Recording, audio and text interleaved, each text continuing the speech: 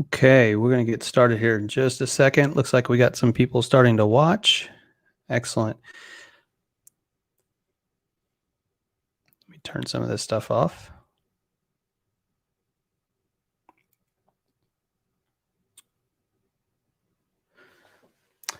Well, hello, and welcome to the American Society of Regional Anesthesia and Pain podcast, ASRA Wrap. I'm your host, Raj Gupta, and we have an amazing group of people to talk with us today and a really fun and interesting topic. For those of you guys who are watching live, I encourage you to put comments in the comment stream down below, and we'll try to bring those up with the guests today and bring those into our conversation. So please stay engaged. I think it'll be a fun conversation today. Before we get started, I do want to talk to you about a couple of things about ASRA, things that are coming up in the very near future. So first off is the ASRA fall meeting is coming up in a few months. This is going to be both a in-person and virtual meeting, so there'll be components for both people. It's November 18th through the 20th. In San Francisco, California. That may seem like a far time away from now, but one important thing about that is that the submissions for abstracts are open already. So you can go ahead and start submitting abstracts right now. I think it's going to be a phenomenal meeting in San Francisco. And I think having attended the regional anesthesia meeting in this last spring, the in-person meeting felt safe. It was well done, and it was a lot of fun to be back in person and enjoying the company and collegiality of my friends and colleagues from across the country. So I encourage you to go to asra.com, find out about this meeting, and submit an abstract. The other thing I want to announce today is that ASRA is doing a really special thing coming up very soon called the ASRA Members Forum. This is an opportunity for anybody in ASRA to join a conversation with our ASRA president, our brand new ASRA president, Sam Naruz. And he really wants to have a good conversation with the membership, find out what they like about ASRA, where they want to get involved, and tell them about some of the things that they can do to be an active participant in this organization. But also he wants to hear feedback about how ASRA can get better and how to include more people in the organization, in the opportunities that this organization can present people. So I encourage you to check out this members forum. You do have to reserve a spot. So check out the link at the bottom and reserve a spot. This is July 1st, 7 p.m. to 8 p.m. So go on the link, reserve your spot, put it on your calendar, and join Sam in a great conversation that day. Okay, so enough for the announcements for right now. I'm going to start introducing and bringing all our guests onto the screen and my co-hosts. There we go. Look at that crowd. We have now Gary's sideways, but he'll get straightened out here in just a second. So first, introduce my co-host here, Sandy Christensen's joining us, and we haven't seen Sandy in a while, but I hope you're doing well. Sandy, how are you? I'm doing well, Raj. Thanks so much. It's nice to be back, and it's crazy. It's like 2020 went into a sinkhole, and now I feel like I'm on the other side of it. Absolutely. I don't know if you guys feel the same. Yeah, I feel like I'm sticking my head above water just a little bit and feeling okay so far. So Exactly. Yeah. Now Gary's joining us from his car because he's not driving right now, I don't think. So we just lost Gary. So that's what happens when he's coming from his car. He's going to a hockey game tonight, but he told me he'd join us for a little while. That's how committed he is that even as he anticipates to go into a hockey game, he thought he'd join us. But we'll get him back here in just a moment. And he's coming. So I'm going to introduce our two guests today. Grosh is coming to us. He's assistant professor at Hospital University of Pennsylvania. Terrace, how are you doing today? I'm pretty good. Thank you so much for having me on, Raj. Yeah, and we also have Melody Herman. She's a regional and acute pain anesthesiologist at Scope Anesthesia, Atrium Health Carolinas Medical Center. How are you, Melody? Doing great. Thanks so much for having me. Awesome. And Gary's back in the car on his way to the hockey game. I am not driving. My brother-in-law is, but we are heading over to the Nassau Veterans Memorial Coliseum to see the Islanders. Lovely jersey over here. My childhood team go against Game 6. So hopefully they'll win. And Gary has no conflicts of interest with the Islanders, so he's allowed to wear his T-shirt if he wants to. So, okay, anyway, let me bring up our topic today and why I wanted to have Terrace and Melody on today is the world of regional anesthesia has had, especially in the era of ultrasound, in the last 15 years that I've been practicing, has really benefited from online videos and tutorials on how to do ultrasound regional anesthesia. And ultrasound is such a visual medium that it lends itself to that. A lot of really high quality, well produced ultrasound videos on teaching every different kind of block you can imagine. And I know that our trainees, and not even my trainees only, but myself, my colleagues, frequently refer back to these to refresh our memory and to learn new details, new tricks, new tips for regional anesthesia. Well, there's a new era coming. And the new era is whether you want to call it shorter attention spans or you want to call it just-in-time learning, where people need little bits of information really quickly to get that piece of knowledge that they need to do the next thing. That's coming. And there's some people that are on the front end of that curve. And Terrace and Melody have been doing some work in this arena. And I wanted to talk to them both about how maybe the next version of video learning or online learning needs to evolve, and maybe where the opportunities are in that arena. So Melody, I want to start with you because I think that some of the stuff, and you're relatively fresh out of training, right? How far out of training are you? I finished fellowship in 2016. Okay, so you're medium fresh. Medium So, fresh, yeah. Medium fresh. Well. but what I do want to explore with people is that it doesn't take somebody who's a full professor to do this stuff, and put themselves out there. It does take some courage to put yourself out there. Talk a little bit about what you've been working on with these videos, and I'll kind of show a couple of these here in a second, just so people can see it, get an idea of what you've been doing. Absolutely. So like a lot of my colleagues during 2020, when the pandemic hit and elective surgeries were canceled, I went from being quite busy to all of a sudden having quite a bit of free time. So like a lot of the world, I joined TikTok, and I found some educational videos on there, like Institute of Human Anatomy, short 15, 30-second educational videos. And I thought, well, I haven't really seen a regional anesthesia content, so why don't I start making some of this? And it kind of took off. More so on Twitter. I would say the TikTok crowd is more not folks that are necessarily medical, certainly not so many people that are regional anesthesia trained. But that sort of format of like a short 15, 30-second video with some pleasing music in the background is an idea I got from TikTok. And I sort of spun that with a regional twist, and it seems to have done well.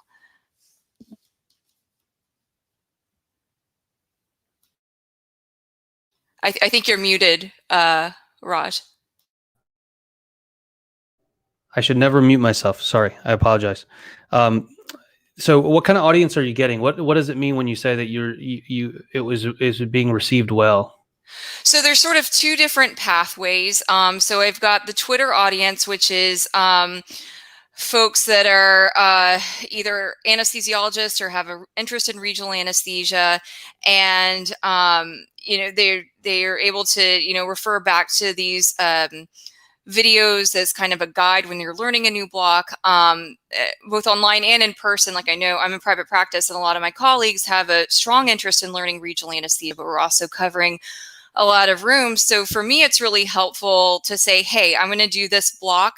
Here's this video. If you want to look at it real quick, join me. We'll go through it. And then they can refer back to it so that they become familiar and they're able to eventually, do it on their own. And is this something that you feel like the conversation is better than you would normally have without that video as a platform or a foundation for the conversation? Yeah, absolutely. Like one of my colleagues is learning how to do fascia iliaca blocks, and I went through it, and I'm trying to show him the bow tie and everything, and he's like, this just looks like a piece of abstract art to me. I do not know what you are talking about. And I'm like, okay. And then I showed this video that I made previously. There's your iliacas, there's your sartorius, there's your internal oblique, there's the bow tie. And he was like, oh, okay. And being able to refer back to that and kind of having a visual in your head, especially when you're learning how to do something new, I think is really helpful. And Terrace, you've been doing something similar. I don't know what platforms you've used. I know we've talked about TikTok before with you as well.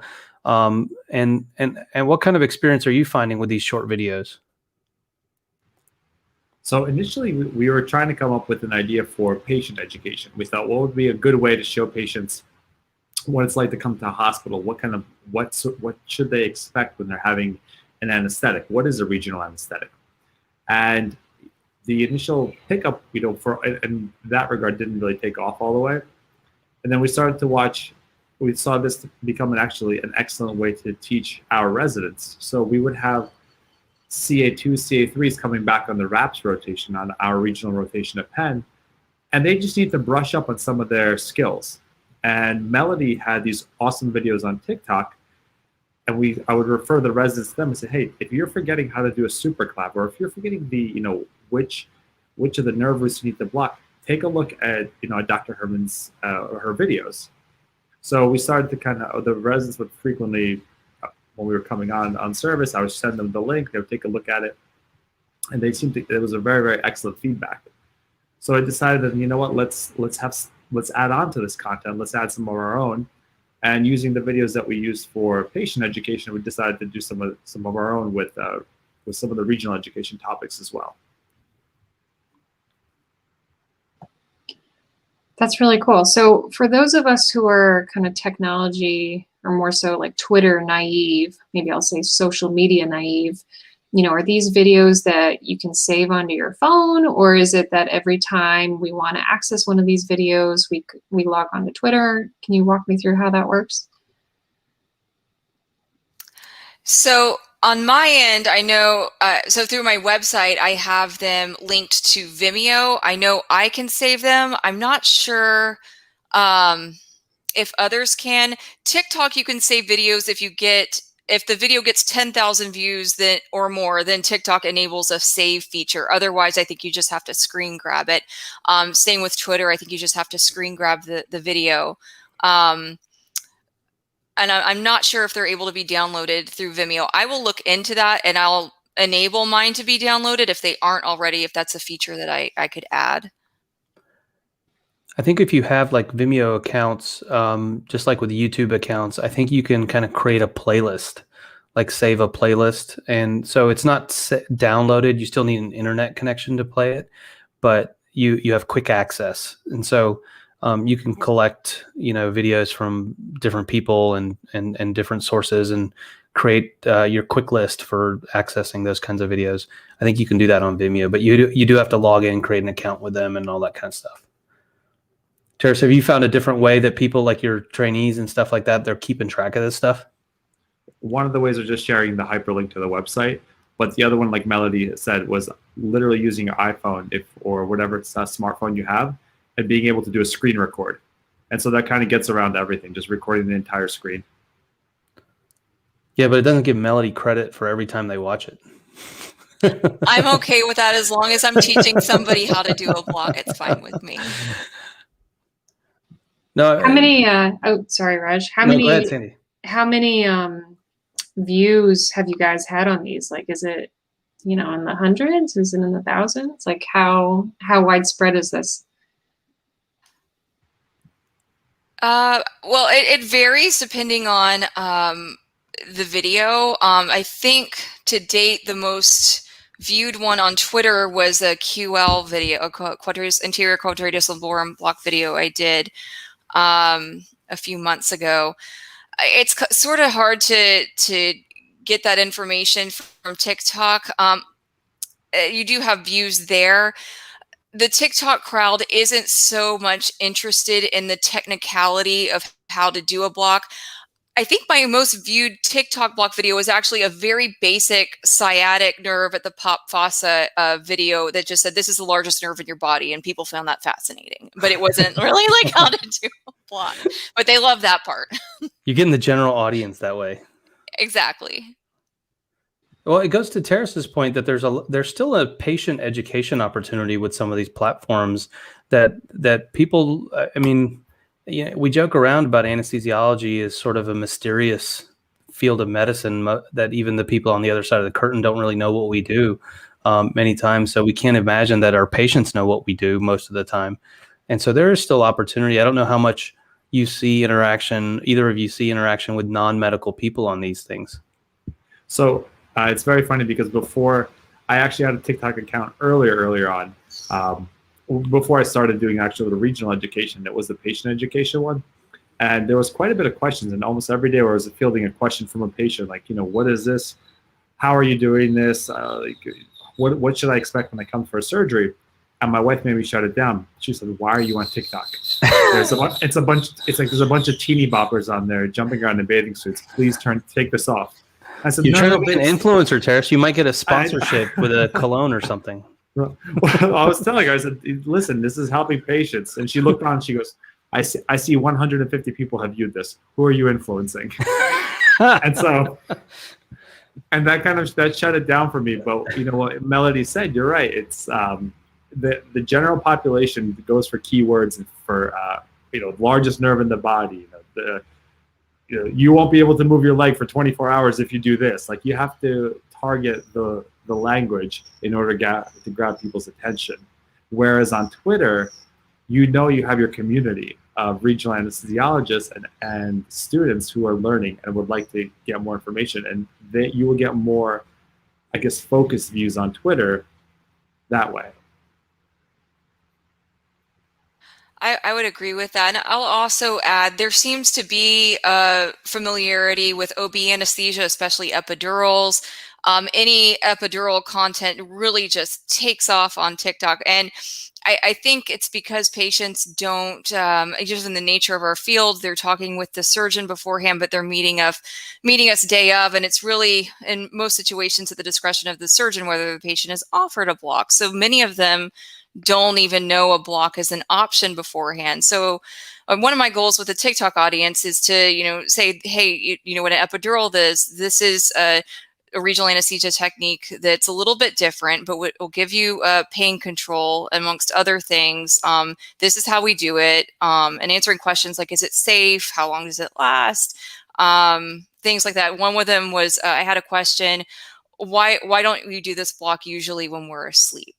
And I went through, that's because we want to avoid nerve injury. And if you're a little sedated, we'll know if we're too close to the nerve, but we may not have that information if you're totally under general anesthesia.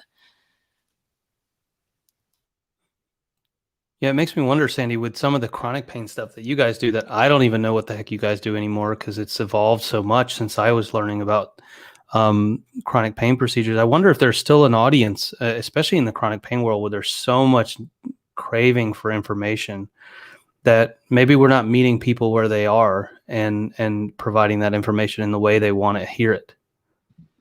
Yeah, I think that's a great point. I know a lot of my patients are kind of scanning the internet looking for, just different keywords of like chronic pain or sciatica, and then kind of finding their own information. And a lot of it is industry information that, is definitely helpful, but certainly biased. And I think there's definitely an audience and a need. It's just that content I don't think is there, but this would certainly be an interesting thing to develop in the chronic pain field too. Raj, you can take that up. I'll hold the camera for you, Sandy. How about that? We can do it together. Yes, I think there's a few dances you need to practice, I think, to be on TikTok properly. I think we can get Gary started on it. Gary, yeah. There you go. So that's a good segue into my next question, which is, how do you do this? So I think the outsider's perspective is that they just use their phone and they hold it up to the ultrasound machine. They record a few things, they talk into the phone, maybe scribble on their phone. But and in some ways, you probably could do some basic videos that way. How did you guys get started on the technical side, and then where have you evolved to? So Terrace, why don't you start with that and talk a little bit about your process, where you kind of evolved through this? So I initially would shoot on TikTok, and I found that it to be actually a little laggy, and I was having trouble actually putting the various markers and various titles, subtitles to different things. I reached out to Melody and some other people. I said, what do you use? Do you use third-party software?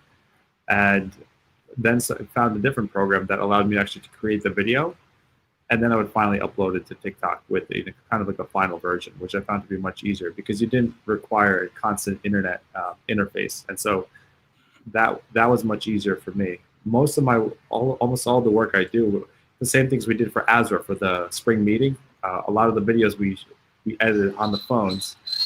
It does take some time, but the final video is then just uploaded to either TikTok or YouTube or whatever platform you want to use. Melody, is your process very similar? Yes, it's similar. So the app I use, and I have no affiliation with this company or anything, it's called Video Leap. I do all of the video edits on my phone. I find that to be easiest.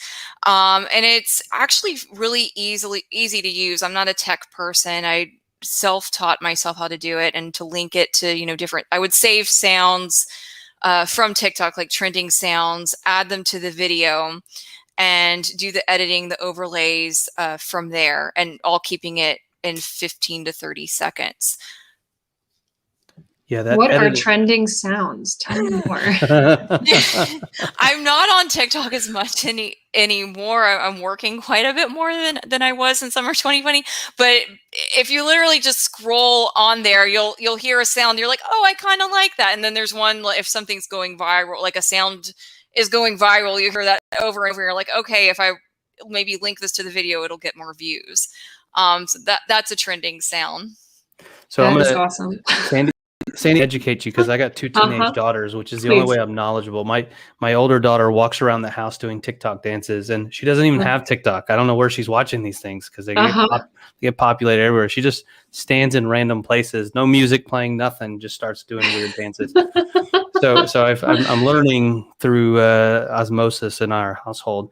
But I mean, basically, these are professional songs that they've got clips on that you can choose from on TikTok, and it's it's pro level music, but it's the 15 to 30 second clip, and like one song, the classic thing is that somebody makes a dance to it, and then everybody tries to mimic that same dance to the same song, but in their own flavor, their own way, and are hoping to get attracted, get attention on those things. But TikTok makes those clips available. So it's easy for people to just say, okay, I want that music. And so some songs just become popular, and so they're all over the place, and it moves with time. So a song that was popular 6 months ago may not be seen much now, but it's moved on to something else. So that's kind of what people are doing nowadays. And so they're kind of figuring out, like Melody is that, hey, if you tap right into that trend, you can absorb some of that virality that's happening and maybe attract attention somewhere that you normally wouldn't. Am I interpreting that correctly, Melody? My dad version of this. There was a song last summer from a rapper in San Francisco named Saweetie, and she had this song called Tap In. I'm like, I'm going to do a tap walk video to that, and so I did, and it worked. There you go. Yeah. I mean, that's it's really, I mean, like it's as basic as that like a little catchphrase or something in there will cue somebody up to an action that they do on their videos. And so, I mean, I guess Melody's picking up on some of that stuff. Go ahead, Terry. I think the other thing to remember is that as anesthesiologists, we're always taught to remain calm, composed, try to sell things for what they are at level. And with doing some of these videos, like I said earlier, you need to almost sensationalize sometimes. Or like saying with the epidurals, will you really be paralyzed? Question mark, question mark, question mark. Arrows down here to find out, right? And that's that will get big emojis everywhere. Big emojis, right? Yeah, I mean it's against our nature. We are sort of behind the curtain. We tend to not be visible, but I think that in a vacuum, other people fill it with maybe misinformation. And I think that it's important for us to get out there and share better information than other people are if we're more knowledgeable about it. The other thing I've noticed is that you guys aren't too serious about it, right? There's a lightheartedness to this this platform, this set of videos, compared to a traditional, very conservative block video where it's like, PowerPoint slides and then a video clip and then more PowerPoint slides and someone talking very specifically. How do you create that mood in your videos? For me, it's just the 15 to 30 second time frame that I'm sort of bound by when I'm making it. So I don't have time to go through all the little minutia of a particular block. It's more of a little snippet of the block. It's kind of like a Cliff Notes version. So for me, that's what limits me to I guess the big picture concept, and not the more of an academic type block video that you might find on YouTube or somewhere else, like a 5-10 minute video. I make the assumption that most of the people that will be looking at it at this point have a basic knowledge of what the block is, and they just need a little bit of a brush up. So again, not going into the details, this is just the technical aspect of it. Where to put the probe, what do you need to see, and where do you put the needle? It's the kind of the questions I had, which wasn't really relayed well in textbooks earlier on, and that's what we turned to YouTube early in our career for. Can you guys give us an example of like a 15-minute snippet of your work? 15 seconds. 15 seconds, yes. 15 minutes is too long. Yeah. Sorry, I meant seconds. Let me see if I can pull up one of their videos again. So can we get sound on it? I was trying to, but it wasn't playing very loud. So I can play it, but it's sort of muted. I'm not sure why. I'm trying to pull up. So here's, let me share this screen. This is Terrace's video here. Let me turn the sound on. I don't think he's got the music, the viral music going, but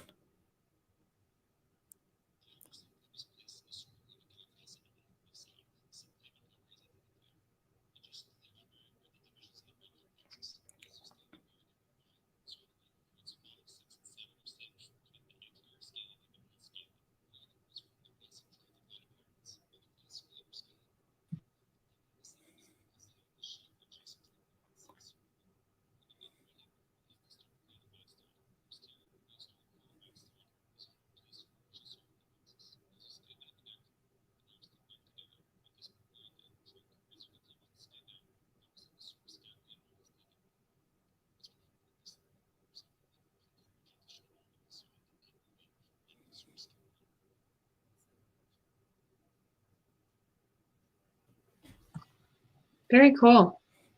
I like the stoplight. yeah. So, I mean, what I notice when I look at this video is that there's a lot of editing there.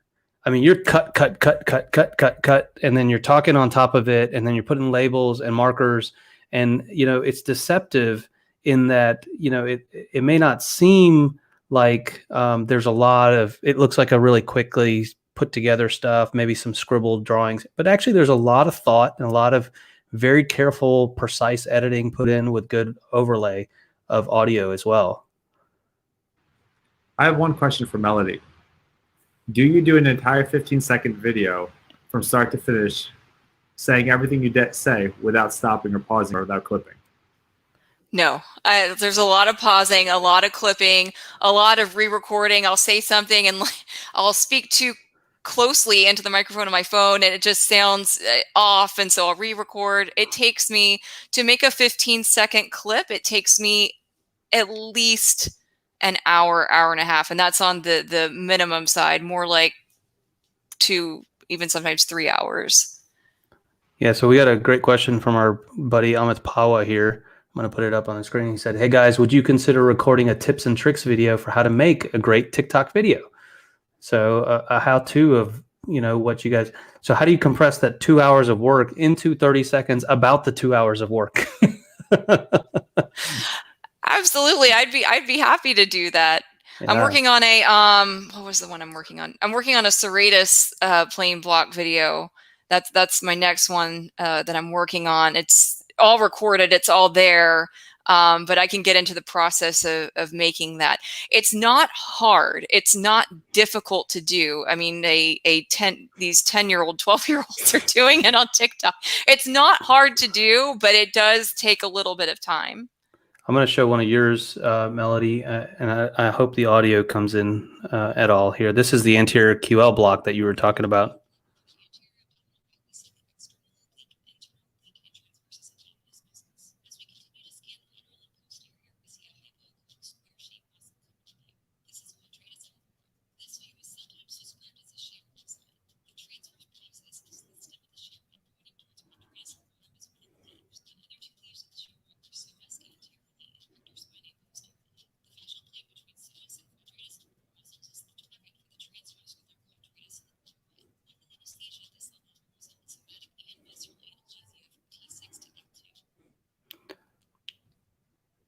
I don't know if you guys could hear all of that, but that's a little taste of Melody's video work. I think my favorite point was the arrow that said "here," like put your medicine here.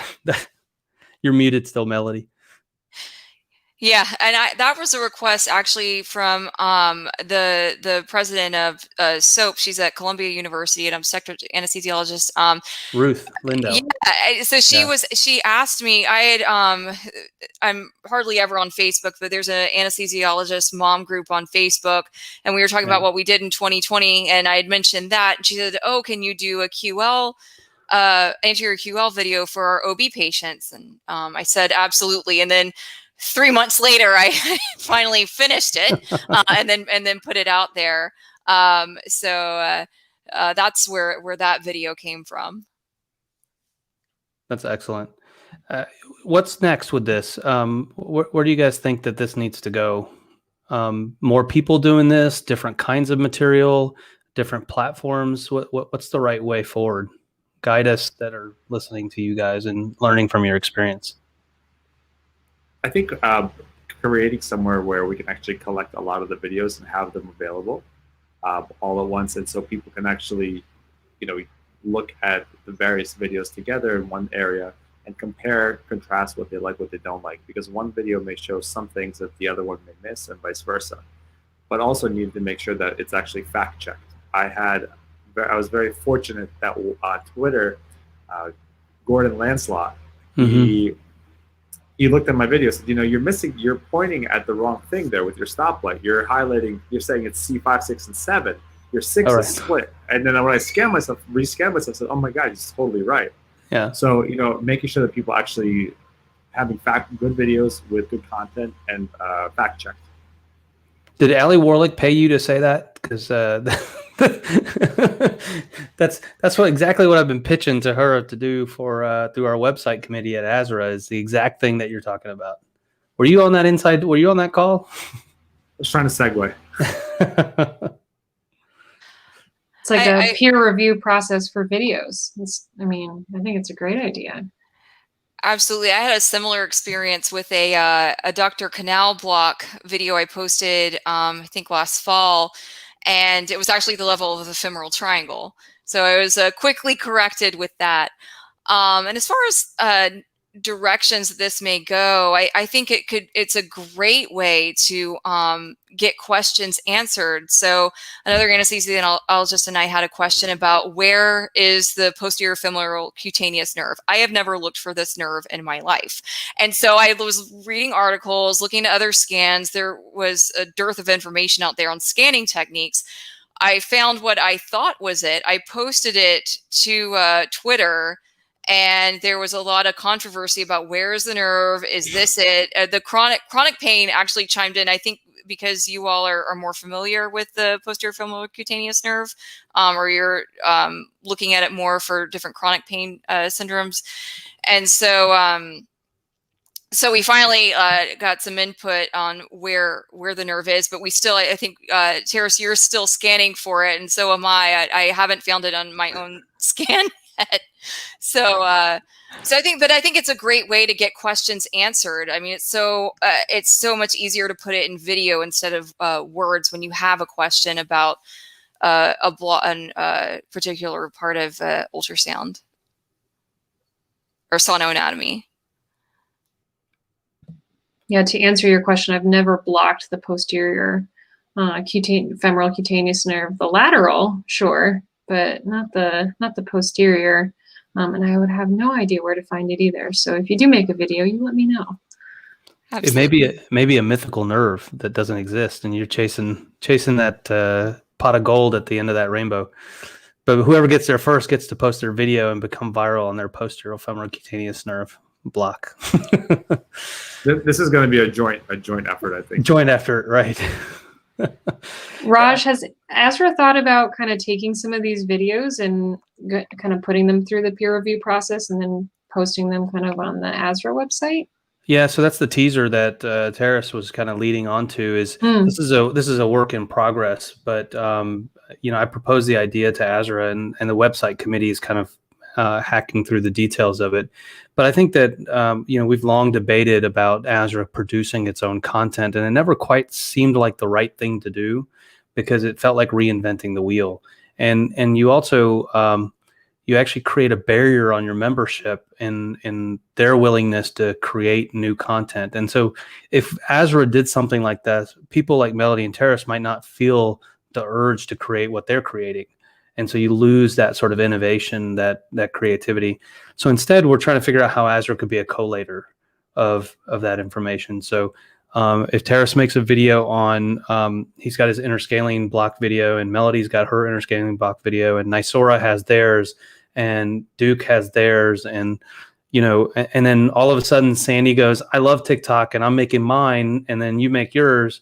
And now on one page, we have 5 videos with very different perspectives on the same information, very different content, but it's all talking about the same topic. And so it gives an opportunity for a person to go to one place and see all these different variations and probably get a more 360-degree perspective on this one procedure. And then now iterate that versus multiple different kinds of procedures, multiple different opportunities, and you can create a whole library of collated material.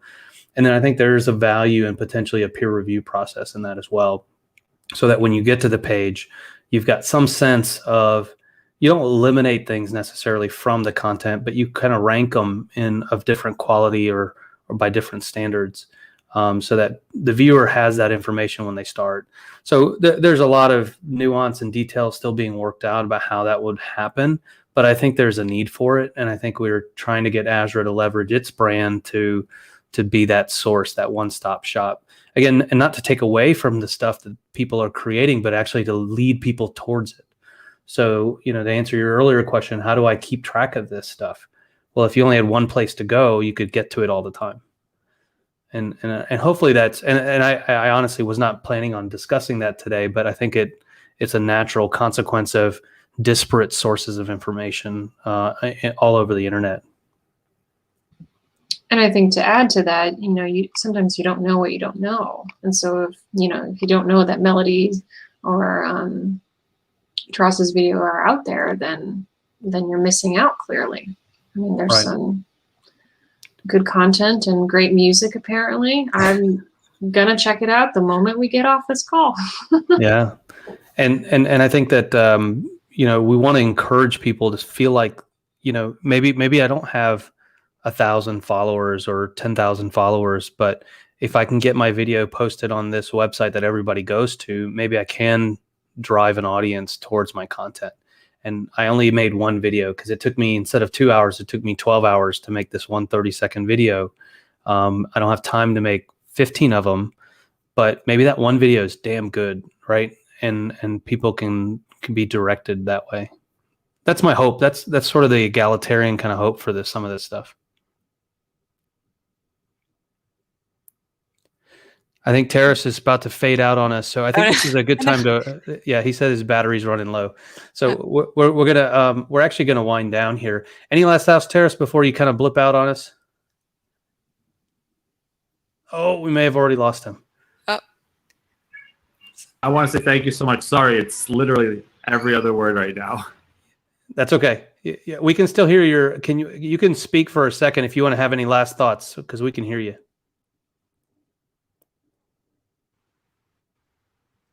I welcome anyone else who wants to do this. This is an excellent educational resource, and I hope we can get more people inspired to do regional anesthesia and to put quality content out there. People need education. Ultrasounds are getting cheaper, and it's going to make administering anesthesia safer the world over. Thank you, Terrace. Terrace was kind enough to join us from his vacation in Mexico. So he's on the Riviera Maya and enjoying his family time and took a break to hang out with us. So I really appreciate it. And I'm impressed the internet quality lasted as long as it did. Melody, any last thoughts before we wind down here?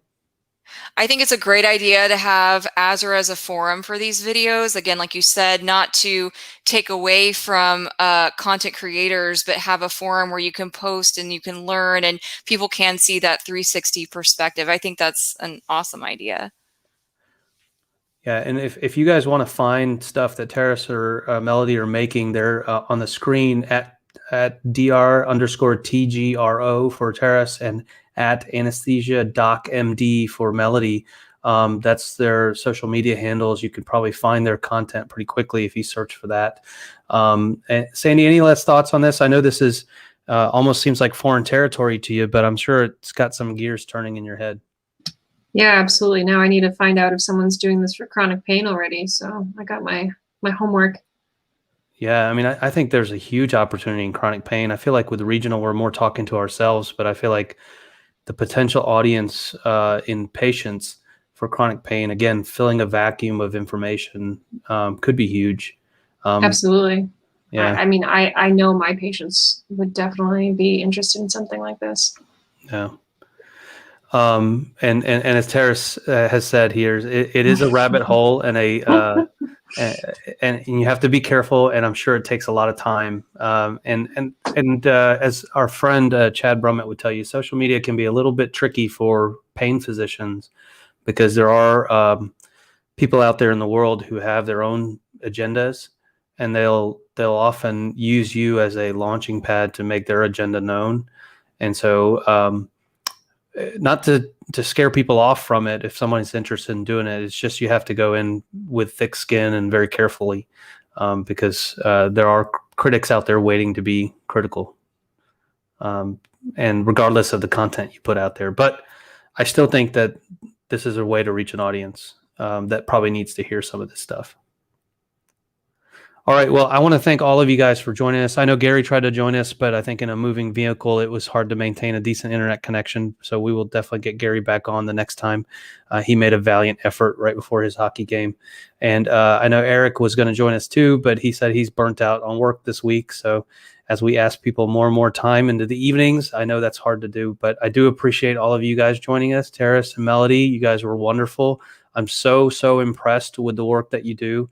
I have done a small amount of video editing, and your 30 seconds in 2 hours is quite impressive to me because every minute of video I make usually takes me about 4 to 6 hours. So I'm impressed that you can do it that quickly. It's hard work, and I really appreciate the creativity, innovation, and dedication you guys put to this. Sandy, it's wonderful to see you and talk to you. I hope to see you soon. I don't know if you're going to make it to the fall meeting this year, but if I'll be there. I'll see you there. So, Yeah, I'll be all right. there. Thank See you, you soon, everybody. Raj. Have a good night. Thank you good so night. much.